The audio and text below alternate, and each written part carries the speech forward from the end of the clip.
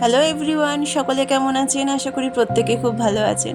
আমি সবসময় বলি আমি রান্নাতে একটা মশলা ইউজ করি, সেটা আমি বাড়িতে বানাই। তো চলুন আজকে সেই ম্যাজিক মশলাটা বানিয়ে আপনাদের সঙ্গে শেয়ার করি।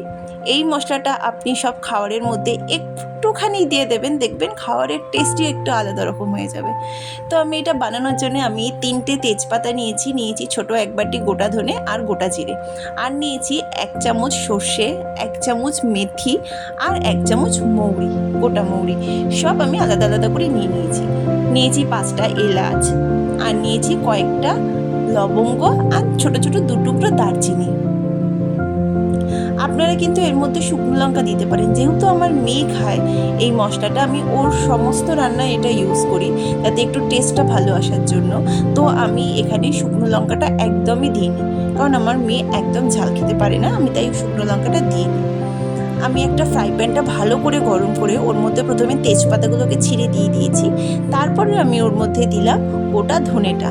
একটু হালকা ফ্রাই করে এবার আমি ওর মধ্যে গোটা জিরেটা দিয়ে দেবো। একটু হালকা ফ্রাই হয়ে গেলে আমি ওর মধ্যে যে 1 চামচ সর্ষে, মৌরি, মেথি আর যে বাদবাকি মশলাগুলো দিয়ে রেখেছিলাম ওটাও আমি ফ্রাই প্যানের মধ্যে দিয়ে দেবো। দিয়ে ভালো করে না আমি 7 থেকে 8 মিনিট একদম লো ফ্লেমে ড্রাই ফ্রাই করব। একদম কিন্তু আগুনটা লো রাখতে হবে এখানে, নয়তো কিন্তু মানে এই গোটা মশলাগুলো না সব পুড়ে যাবে, আর পুড়ে গেলেই একদম বাজে লাগবে।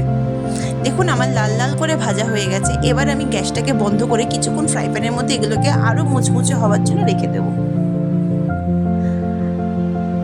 আমার প্রায় আরও 5-6 মিনিট আমি এইভাবে রেখে দিয়েছিলাম। রাখার পর এখন আমি মিক্সিং জারের মধ্যে নিয়ে নিয়েছি। একদম মশলাটাকে দেখুন একদম মিহি করে বেটে নিয়েছি। গন্ধটা যা আসে না, এতে দারুণ গন্ধ আসে। এবার এটাকে আপনি জারের মধ্যে নিয়ে রেখে দেবেন, প্রায় 1 মাস ভালোভাবে থাকে এটা। আমি সব রান্নার মধ্যে এটা দিই, দারুণ টেস্ট হয়।